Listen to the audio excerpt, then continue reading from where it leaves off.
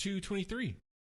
Let's get to The Greatest Showman, which came out in 2017.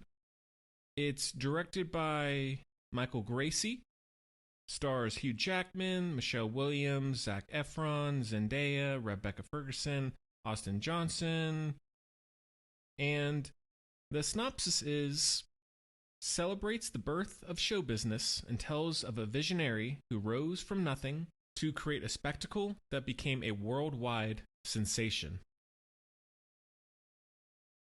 So I figured this would be a good bonus review because it is a standalone musical. Seemed a good a place as any, considering it's not only a musical, it also has Hugh Jackman, as well as being a period piece, etc. Well, I only got around to seeing this for the first time, I think earlier this year, maybe late last year, and I rewatched it for this. And I really like how it didn't get 3 sequels. It's just a one-hit wonder, in a manner of speaking. I didn't know really what to expect quality-wise. I know that there were some big fans, there were some naysayers. Went in fairly blind, though.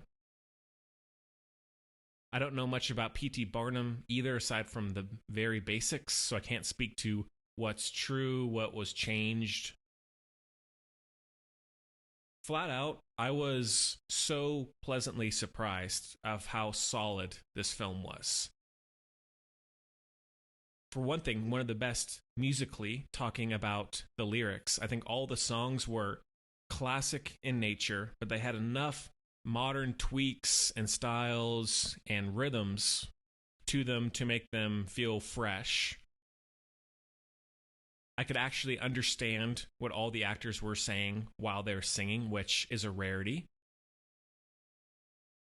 And not only that, but I was very engaged. I was emotionally engaged. I was having fun. I was sad. Like, it's a very emotional, as silly as that might be to say. And sure, in some ways, it's looking at these things through rose-colored glasses. But there's only so many ways to present a film like this, a spectacle. It's Hollywood, so it's going to be lavish. It's going to be big. So I didn't really have a problem with it being a little bit more sentimental than it might otherwise be. Hugh Jackman is amazing, as he always is. Zac Efron, this was around the time of his Efronaissance, one of his bigger breakout roles. And I've been a fan of his for years. I think he's great, has great variety.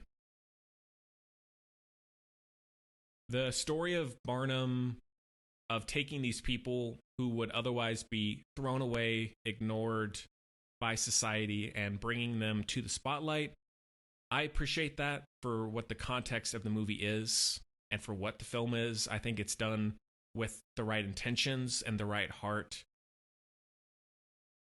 Making these people feel welcome, giving them maybe not necessarily fame, but giving them pride and showcasing their talents. Even in some ways, the Pollyanna nature of Barnum, he just is constantly optimistic and wanting to see the best in people, wanting to try even if he fails. Cinematography, lighting-wise, fantastic. The movie looks beautiful. A lot of natural colors, but it still feels vivid, just enough. A few standout songs. There's a lot. Like, usually I can only remember 1 or 2 numbers from musicals like this, but I feel like all of them stood out. They're separated enough to give you time to just live in the regular world, and then suddenly there's a huge set piece. The ending sequence, such a satisfying, fun, honestly a sensational climax to that. When sometimes movies like this can falter in the third act, really the third act is one of the best parts.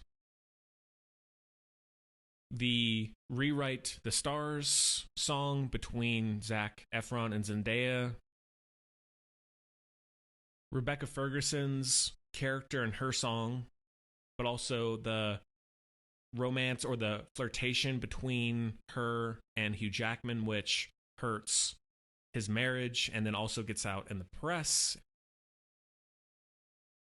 The This Is Me song, I know, is one of the more popular favorites.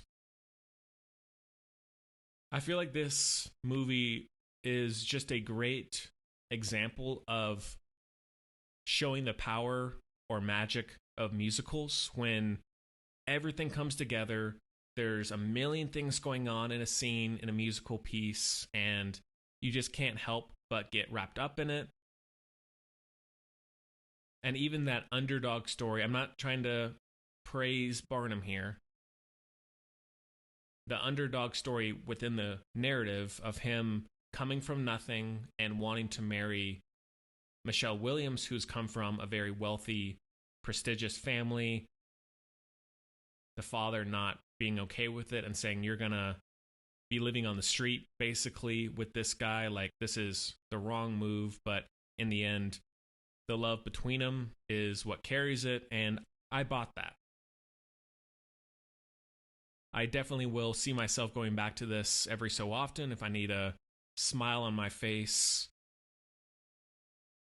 Definitely one of the best musicals of the 2010s. So that one is a heavy 4 out of 5.